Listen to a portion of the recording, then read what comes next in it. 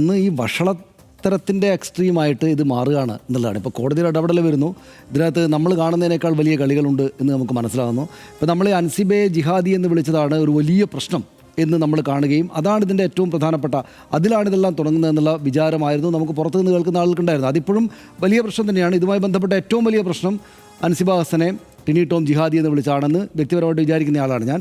അത് നമ്മൾ പലവണ പറഞ്ഞില്ല. പക്ഷേ അതുമാത്രമല്ല, നമ്മൾ ഈ കാര്യങ്ങൾ പിന്നീട് ശ്രദ്ധിച്ച് നോക്കുമ്പോൾ ഇവർ സാമ്പത്തികമായിട്ടുള്ള വെട്ടിപ്പ്, തട്ടിപ്പ്, ഇതിനകത്തിപ്പോൾ പിഷാരടി തന്നെയും ഈ സംഭാഷണത്തിനകത്ത് പറയുന്നുണ്ട് ഇതൊക്കെ കുറേ നടന്നിട്ടുണ്ട്, പക്ഷെ അതെങ്ങനെ പ്രൂവ് ചെയ്യും എന്ന് ചോദിക്കുകയാണ്. അപ്പോൾ കുറേ കാര്യങ്ങൾ അങ്ങോട്ടും ഇങ്ങോട്ടുമൊക്കെ നടന്നിട്ടുണ്ട്, നമുക്കറിയാമല്ലോ എന്ന്. ഇത് വഷളത്തരമാണ്, അല്ലെങ്കിൽ അതിൻ്റെ അതിരുകൾ ലംഘിച്ചു, അതിരുകൾക്കപ്പുറത്തേക്ക് പോയി എന്ന് നമ്മൾ മനസ്സിലാക്കുന്നത് എങ്ങനെയാണ്? അത് ഇന്നത്തെ ഈ ശ്വേതാ മേനോൻ്റെ സംഭാഷണം പുറത്തു വന്നത് തന്നെയാണ്. ഇപ്പോൾ ഇതിപ്പോൾ ഞാനും ശ്യാമിലിയും കൂടെ ഫോണിൽ സംസാരിക്കുകയാണ്, പരസ്പര വിശ്വാസത്തിലാണ് ഈ സംസാരം നടക്കുന്നത്. ഇതിനകത്ത് പിഷാരടി ഇപ്പോൾ ഒരു സിനിമാ നടൻ എന്ന നിലക്ക് നിന്ന് മാറിയിട്ട് അതുമാത്രമല്ലാതെ അദ്ദേഹം ഒരു രാഷ്ട്രീയ നേതാവും MLA-യുമായി മാറി. അദ്ദേഹത്തോട് സംസാരിക്കുമ്പോൾ അദ്ദേഹം പറയാണ്, എന്തോ ഒരു കാര്യം പറഞ്ഞു വന്നപ്പോൾ, ദീർഘമായുള്ള സംഭാഷണം, അത് മുഴുവൻ കേട്ടു. അപ്പോൾ അതിനകത്ത് എന്തോ പറഞ്ഞു വന്നപ്പോൾ അദ്ദേഹം പറയാണ്, പിന്നെ എന്തോ പറഞ്ഞപ്പോൾ ശ്വേതാ മേനോൻ പറയാണ്, ഞാനിത് അവരോട് പറയാം എന്ന് പറഞ്ഞു. അല്ല, അത് പറയണ്ട കേട്ടോ, ഞാൻ ബാക്കി പറഞ്ഞത് പറയണ്ട, ഞാനത് പറഞ്ഞത് മാത്രം പറഞ്ഞാൽ മതി. ഇല്ല ഞാൻ ഇതൊന്നും ആരോടും പറയില്ല എന്നൊരു സംഭാഷണം പറയാണ്. എന്നൊരു ലൈൻ അതിനകത്ത് ശ്വേതാ മേനോൻ പറയാണ്. ഒന്ന് നോക്കൂ, എത്ര മുതിർന്ന ഒരു സ്ത്രീയാണ് അവർ, എത്ര കാലമായിട്ട് അവർ ഈ ഒരു മുതിർന്ന ഒരു പൗരൻ എന്ന നിലയ്ക്ക് ഈ സമൂഹത്തിൽ ജീവിക്കുന്ന ആളാണ്. ഇതിപ്പോൾ രണ്ടിൽ ഒരാളാണല്ലോ ഇത് പുറത്തേക്ക് വിട്ടത്. ഞാൻ പറയുന്നത് വഷളത്തരത്തിൻ്റെ ഏറ്റവും പ്രകടമായിട്ടുള്ള ഒരു പ്രതിനിധാനം എന്ന നിലക്കാണ് ഈ വാർത്ത, ഈ സംഭാഷണം പുറത്തേക്ക് വരുന്നു എന്നത് തന്നെ ഉണ്ടാകുന്നതെന്ന് നമ്മൾ കാണണം. രണ്ടുപേര് പരസ്പരമുള്ള വിശ്വാസത്തിൻ്റെയും പരസ്പര ഈ അന്തസ്സിൻ്റെ, മനുഷ്യാന്തസ്സിൻ്റെ കാര്യങ്ങൾ അപ്പുറം ഇപ്പുറമുള്ള ആളുകൾ പാലിക്കുകയും ചെയ്യും എന്നൊരു ഉറപ്പിന്മേലാണല്ലോ ഒരു മനുഷ്യൻ കാര്യങ്ങൾ സംസാരിക്കുന്നത്. പിഷാരടി വളരെ വൃത്തിയായിട്ടാണ് ഈ കാര്യങ്ങളെല്ലാം സംസാരിക്കുന്നത്. അങ്ങനെയാണല്ലോ. അപ്പോൾ അവരെ വിശ്വാസത്തിലെടുത്തുകൊണ്ട് അവർ പറയുന്ന കാര്യങ്ങൾ കേട്ടുകൊണ്ട് അതിനുള്ള മറുപടി പറഞ്ഞുകൊണ്ട് ഒട്ടും വഴക്കില്ലാതെ നല്ല നിലക്ക് സംസാരിക്കുന്ന രണ്ടാളുകളെ കേൾക്കുന്നത്. ഇതിൽ രണ്ടിൽ ഒരാൾ റെക്കോർഡ് ചെയ്താലേ ഇത് പുറത്തു വരൂ. അപ്പോൾ നമ്മൾ ടെലിഫോൺ സംഭാഷണങ്ങൾ കേൾക്കുമ്പോൾ ഇത് എങ്ങനെ നോക്കിയാലും ഇത് ശ്വേതാ മേനോൻ പുറത്തു വിട്ടതാണെന്ന് നമുക്ക് മനസ്സിലാവും, അല്ലേ?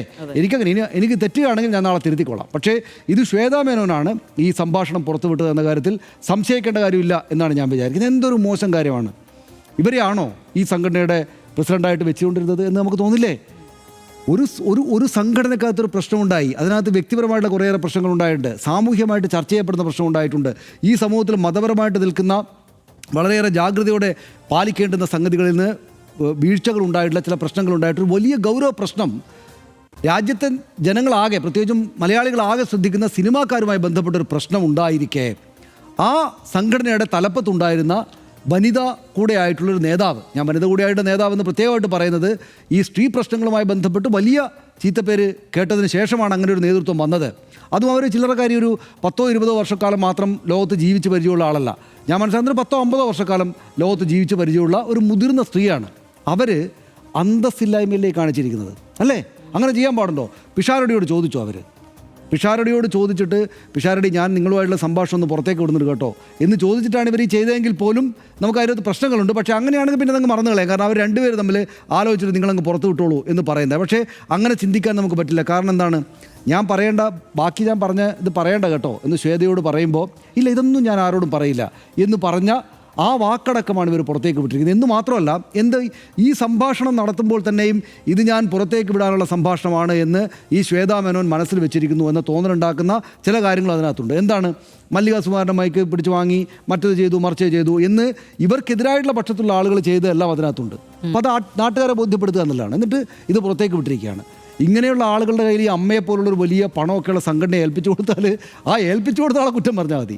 ഇത്രക്ക് മാത്രം ഗൗരവമില്ലാത്ത ഒരു ആളിൻ്റെ കയ്യിലാണ് ഇത്ര പ്രധാനപ്പെട്ട ഈ സമൂഹത്തിൽ വലിയ സ്വാധീനം ഉണ്ടാക്കാൻ ശേഷിയുള്ള താരങ്ങളുടെയൊക്കെ ഒരു സംഘടനയായിട്ടുള്ള, അത് ട്രസ്റ്റൊക്കെ ആയിരിക്കാം, ചാരിറ്റി സംഘടനയൊക്കെ ആയിരിക്കാം, പക്ഷേ അതിൻ്റെ തലപ്പത്ത് ഇവരെയായിരുന്നു ഏൽപ്പിച്ചിരുന്നത് എന്ന് തന്നെയും അത് എത്തിച്ചേർന്നിരിക്കുന്ന അധപ്പതനത്തിൻ്റെ പടുകുഴിയുടെ ആഴം എത്രത്തോളമാണ് എന്ന് തെളിയിക്കുന്നതാണ്. അതവർ പിന്നെ ഇതിനകത്ത് എന്താണ്, ഒരാളുടെ കാര്യം ശ്രദ്ധിച്ചോ, കുക്കു പരമേശ്വരൻ.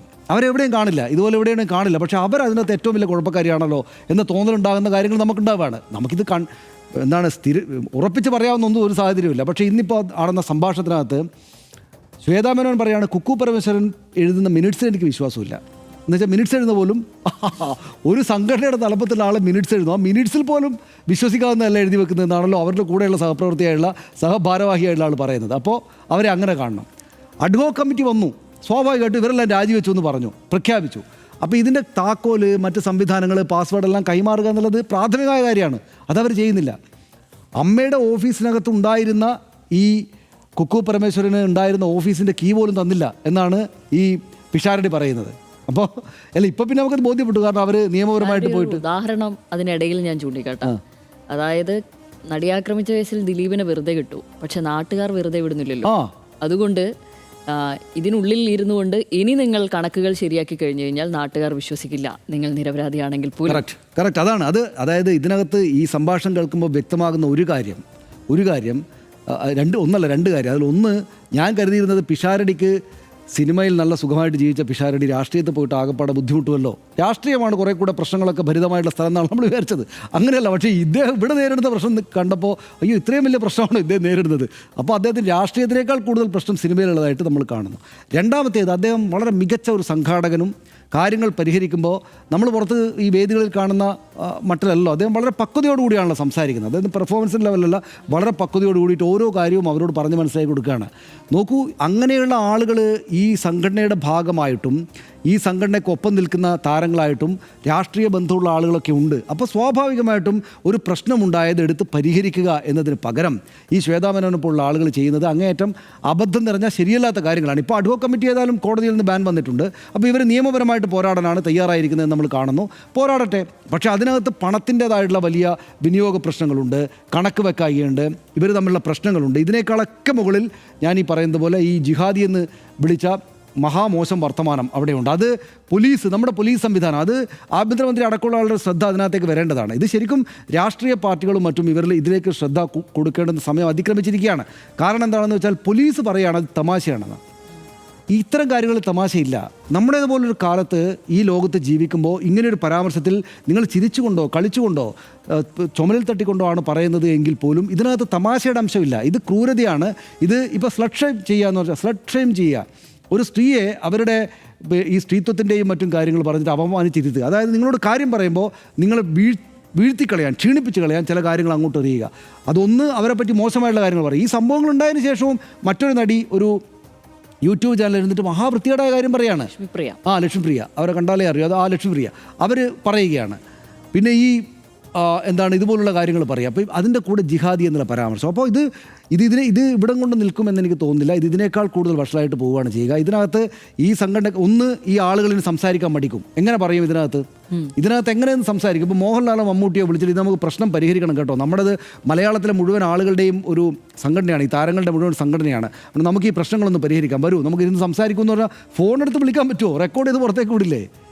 നമുക്കിത് വാർത്ത കുഴപ്പമില്ല, നല്ലത് തന്നെ, ഈ വാർത്ത വന്നുകൊണ്ട് ഈ കാര്യങ്ങളെല്ലാം നമ്മൾ മനസ്സിലാക്കി. പക്ഷേ അതൊരു അന്തസ്സില്ലായ്മയുടെ പ്രകടനമുണ്ടല്ലോ. ഈ ഓഡിയോ അങ്ങോട്ടും ഇങ്ങോട്ടും അയക്കുക, ഈ കുഴപ്പങ്ങൾ ഉണ്ടാക്കുക, ഇത്തരം കാര്യങ്ങൾ ചെയ്യുന്നു. അതിനകത്ത് പരസ്പര സ്നേഹത്തിൻ്റെയോ മനുഷ്യാന്തസ്സിൻ്റെ പ്രാഥമികമായുള്ള അംശങ്ങളെ അംഗീകരിക്കുന്ന പോലുള്ള ഒരു കാര്യമോ ശ്വേതാ മേനോൻ്റെ ഭാഗത്ത് ഉണ്ടായിട്ടില്ല എന്ന് നമ്മളിപ്പോൾ തിരിച്ചറിയുകയാണ്. അവർ ഇങ്ങനെയുള്ള കാര്യങ്ങളായിട്ട് മുന്നോട്ട് പോവുകയാണെങ്കിൽ ഇത് നമ്മൾ കാണേണ്ടുന്നൊരു കാര്യം. അത് വരും ദിവസങ്ങളിലെ ചർച്ചകൾ നമുക്ക് പറയുന്നതായിരിക്കും നല്ലത്. ഇതിൻ്റെ പിന്നിൽ രാഷ്ട്രീയം ഭീമാകാരമായിട്ട് രൂപപ്പെട്ടു കഴിഞ്ഞു. രാഷ്ട്രീയമായിട്ട് ഇതിനെ കൂട്ടിച്ചേർത്ത് നിർത്തുക എന്ന കാര്യം കൂടെ ശ്വേതാ മേനോൻ പ്രവർത്തിക്കുന്നുണ്ടാകണം. അല്ലെങ്കിൽ ശ്വേതാ മേനോൻ മാത്രമല്ല, അത് അവരുടെ കൂടെയുള്ള അല്ലെങ്കിൽ എല്ലാ വിഭാഗങ്ങളും ഒരുപക്ഷെ അങ്ങനെ ചെയ്യുന്നുണ്ടാകും എന്നാണ് ഞാൻ വിചാരിക്കുന്നത്. ഗുണകരമല്ല അവർക്ക് എന്ന് വേണം പറയാൻ, അല്ലേ? അങ്ങനെ തന്നെ വേണം പറയാൻ.